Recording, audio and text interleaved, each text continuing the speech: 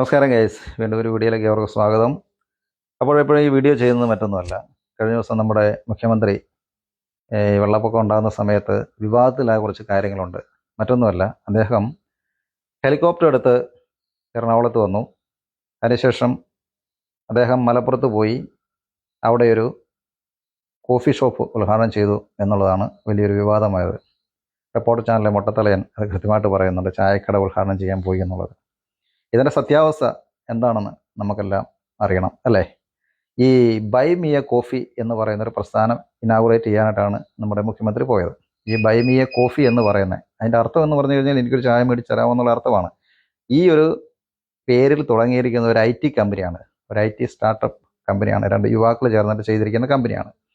അവരേകദേശം 400 കോടി രൂപയോളം ഇൻവെസ്റ്റ്മെൻറ്റിലുള്ള കമ്പനിയാണ്. അതായത് അത്രയും ടേൺ ഓവർ വരുന്ന കമ്പനി. ഈ ടേൺ ഓവർ എങ്ങനെയാണ് വരുന്നത്, ഒരു IT കമ്പനിക്ക് എങ്ങനെയാണ് ഇത്രയും ടേൺ ഓവർ വരുന്നതെന്നും കൂടെ ഞാൻ പറഞ്ഞുതരാം. ഒരു IT കമ്പനിയെ സംബന്ധിച്ചോളം അവർ വളർത്തിയെടുക്കുന്ന ടെക്നോളജി വെച്ചിട്ട് വിദേശ രാജ്യങ്ങളിലുള്ള വലിയ വലിയ കമ്പനികളെ ഇവർ സപ്പോർട്ട് ചെയ്യുകയാണ് ചെയ്യുന്നത്. IT സപ്പോർട്ട് എല്ലാം നമുക്കറിയാം. നമുക്കിവിടെ ഹോസ്പിറ്റലുണ്ട്, പല പല ബാങ്കുകളുണ്ട്. ഇവർക്കെല്ലാം IT സപ്പോർട്ട് ആവശ്യമാണ്. ഫോർ എക്സാമ്പിൾ SBI ബാങ്ക്, അവർക്ക് IT സപ്പോർട്ട് ആവശ്യം. എന്തുകൊണ്ട്? അവർക്ക് SMS അയക്കുന്നതിന് വേണ്ടിയിട്ട്, രണ്ടാമത് അവർ ATMസിൻ്റെ സർവീസ് കാര്യങ്ങൾ, ഇതൊക്കെ നോക്കുന്നത് IT കമ്പനികളാണ്. അപ്പോൾ ആ ഓരോ IT കമ്പനികൾ എന്ത് ചെയ്യുക, അത് ഇത്ര അതിലിപ്പോൾ ഓരോ വർഷത്തേക്കാണ്, ഓരോ വർഷത്തെ കോൺട്രാക്റ്റിൽ ഇത്ര കോടി രൂപ ടേൺ ഓവർ അല്ലെങ്കിൽ ഇത്ര കോടി രൂപ സർവീസ് ചാർജ് ആയിട്ട് അവർ എടുക്കുന്നുണ്ട്. എന്നിട്ട് ആ സർവീസസ് മൊത്തം ഈ IT കമ്പനികളാണ് കൊടുക്കുന്നത്. നമുക്കറിയാം, വിദേശ രാജ്യങ്ങളിലുള്ള IT കമ്പനികൾ ഇവിടെ നമ്മുടെ കമ്പനികൾക്ക് സർവീസ് കൊടുക്കുന്നവരുണ്ട്. നമ്മുടെ ഇവിടെയുള്ള നല്ല മിടുക്കന്മാരായിട്ടുള്ള പിള്ളേർ ചേർന്ന് നടത്തുന്ന IT കമ്പനികൾ അമേരിക്കയിലും യൂറോപ്പിലും ഗൾഫിലും മറ്റു രാജ്യങ്ങളൊക്കെ പോയിട്ട് അവിടെയുള്ള കമ്പനികളിലെ സർവീസ് ഇവർ ഏറ്റെടുത്ത് ഈ IT സപ്പോർട്ട് ഇവർ കൊടുക്കുന്നുണ്ട്. ഇതൊക്കെ എന്ന് പറഞ്ഞാൽ കേരളത്തിൽ നല്ലൊരു ടേൺ ഓവർ ഉണ്ടാക്കാൻ പറ്റിയൊരു മേഖലയാണ്. രണ്ടാമത്തെ കേസ് ഇടുന്നത് പൊല്യൂഷൻ ഇല്ല. നമുക്കറിയാം, കേരളം എന്ന് പറയുന്ന ഒരു ചെറിയൊരു സംസ്ഥാനമാണ്. ഇവിടെ നമുക്ക് വലിയ വലിയ സിമെൻറ്റ് കമ്പനികളോ അല്ലെങ്കിൽ മറ്റ് ഫാക്ടറീസൊക്കെ വന്നു കഴിഞ്ഞാൽ നമുക്ക് ടോട്ടലി പൊല്യൂഷൻ ഉണ്ടാവും. നമ്മളെ സംബന്ധിച്ച് അത് അക്സെപ്റ്റബിൾ അല്ല. അതുകൊണ്ടാണ് ഇവിടെ ഒരു ഇൻഡസ്ട്രീസും നമുക്കില്ല. അതേസമയം തമിഴ്നാട്, കർണാടക, ആന്ധ്ര പോലുള്ള സ്ഥലങ്ങളിലൊക്കെ വിവിധ തരത്തിലുള്ള കമ്പനികളുണ്ട്. കോട്ടൺ കമ്പനികളുണ്ട്, അതുപോലെ തന്നെ സിമെൻറ്റ് ഫാക്ടറീസ്, ഒത്തിരി ഫാക്ടറീസ് നമുക്ക് കാണാൻ സാധിക്കും. ഇവിടെ നിന്നുള്ള ഒത്തിരി ആൾക്കാരൊക്കെ അവിടെ പോയി ജോലി ചെയ്യുന്നത് നമുക്കറിയാവുന്ന കാര്യമാണ്. എന്നാൽ കേരളത്തിൽ ഇത്തരം കമ്പനികൾ ഇല്ലാത്തതിന് മേലെ ഇപ്പോൾ കീറ്റക്സ് എറണാകുളത്ത് ഉണ്ടായ സമയത്ത് അവരുടെ വേസ്റ്റ് വെള്ളം പുറത്തേക്ക് വന്നു, കളർ വെള്ളം വന്നു, ജലം പൊല്യൂട്ടഡ് ആയി എന്ന് പറഞ്ഞിട്ട് അവർക്കെതിരെ നമ്മളിവിടെ സമരം നടത്തുകയാണ്. അപ്പം ഇൻഡസ്ട്രീസ് വളരെ കുറവുള്ള സംസ്ഥാനമാണ് കേരളം. എന്നാൽ IT കമ്പനികൾ ഉണ്ടെന്നുണ്ടെങ്കിൽ നമുക്ക് നല്ല ടേൺ ഓവർ നമ്മുടെ സംസ്ഥാനത്തേക്ക് വരികയും ചെയ്യും. അതുകൊണ്ട് വലിയ പൊല്യൂഷനോ കാര്യങ്ങളൊന്നുമില്ല. ഇതാണ് IT കമ്പനി എന്ന് അതുകൊണ്ട് നമുക്കുള്ള ഗുണം എന്ന് പറയുന്നത്.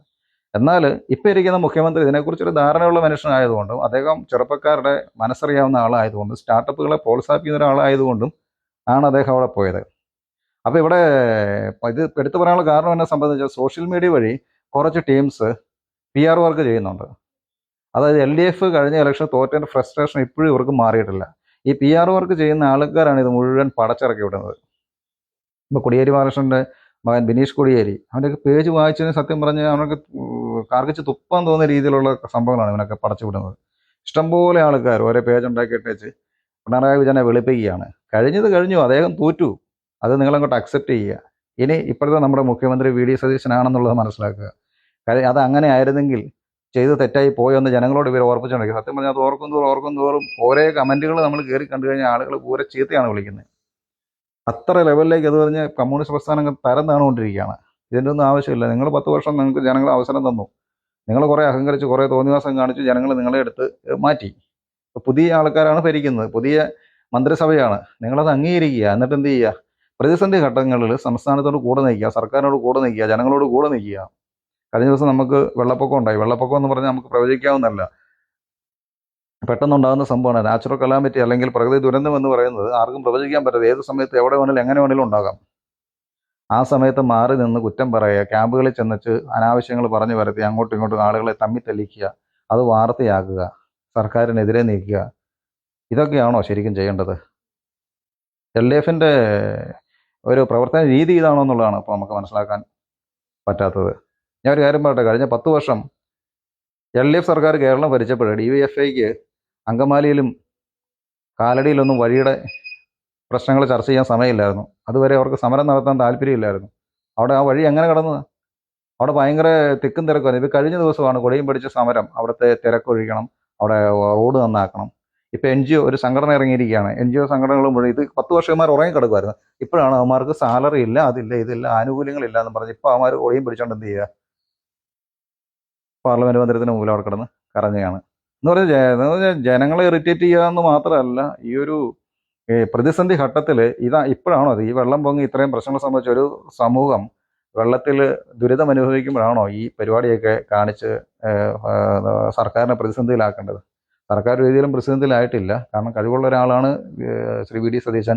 ചോദിക്കുന്ന ചോദ്യങ്ങൾ കൃത്യമായ മറുപടി നൽകുകയും കൃത്യമായ ആൻസർ കൊടുത്ത് പോവുകയും ചെയ്യുന്നുണ്ട്. സർക്കാർ 1 രൂപ പോലും ജനങ്ങളോട് പിരിക്കാതെയാണ് ഈ ഒരു പ്രതിസന്ധിയെ തരണം ചെയ്ത് നമ്മൾ ഓർക്കുക.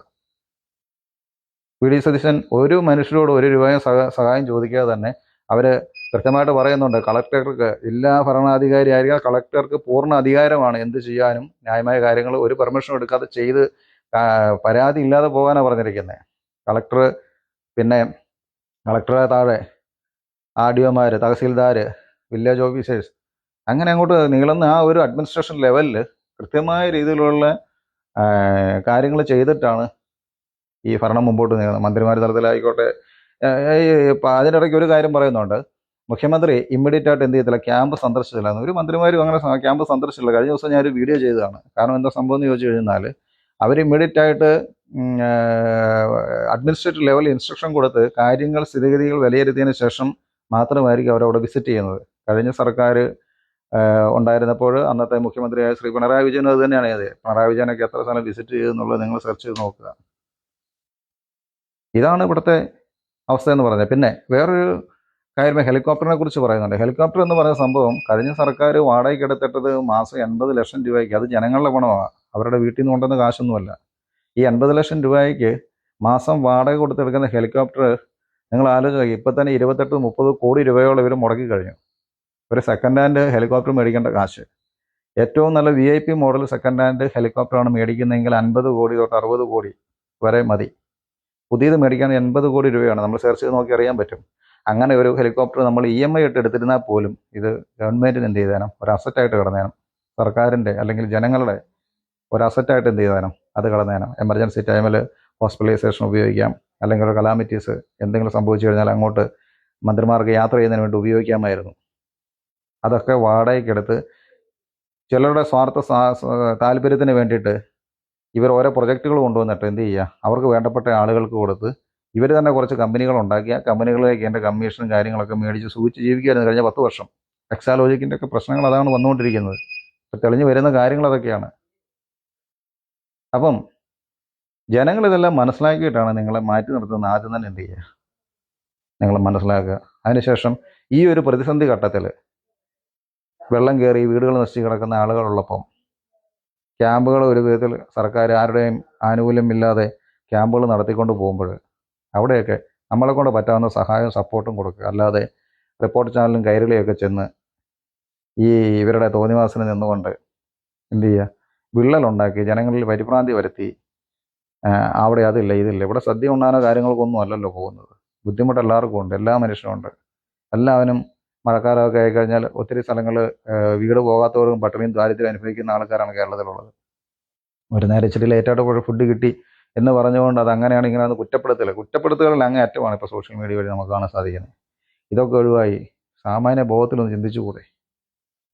ഇതൊക്കെ നമ്മൾ സംസാരിക്കുന്നത് സാക്ഷര നഗരമായ അല്ലെങ്കിൽ സാക്ഷര കേരളത്തിൽ സംഭവിക്കുന്ന ഇത്രയും കുത്തിത്തിരിപ്പുകളും തോന്നിവാസവും പറയാതിരിക്കാനല്ല. കഴിഞ്ഞ 10 വർഷം കൊണ്ട് ഇവിടെ മയക്കുമരുന്നിൻ്റെ ലോബിയായിരുന്നു. എന്തായാലും രമേശ് ചെന്നിത്തല വന്നതിന് ശേഷം അതിനൊക്കെ ഒരു അറുതി വരുത്തി. ഗുണ്ടകളുടെ വിളയാട്ടമായിരുന്നു, അതൊക്കെ ഒന്ന് ഒതുങ്ങി. ഇപ്പോൾ ഏത് പാതിരാത്രി എതിരെ പോയാൽ ഈ പറയുന്ന തലവേദനയൊന്നുമില്ല.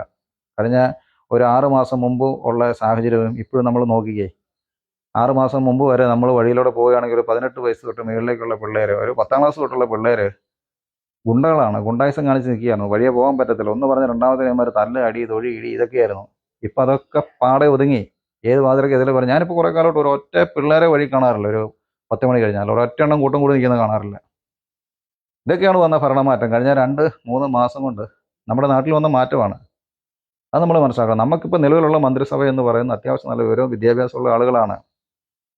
പിണറായി വിജയനൊക്കെ എഴുത്തും വായന അറിയത്തില്ല. IAS-കാരോ അവരെ മറ്റുള്ള ആൾക്കാർ എഴുതി കൊടുക്കുന്നത് വായിക്കുക എന്നുള്ളതല്ലാതെ അവരുടെ പരിജ്ഞാനത്തിൽ ഇതെന്ന് പറഞ്ഞാൽ VD സതീശനേക്കാളും അദ്ദേഹം നല്ല വിവരവും വിദ്യാഭ്യാസമുണ്ട്.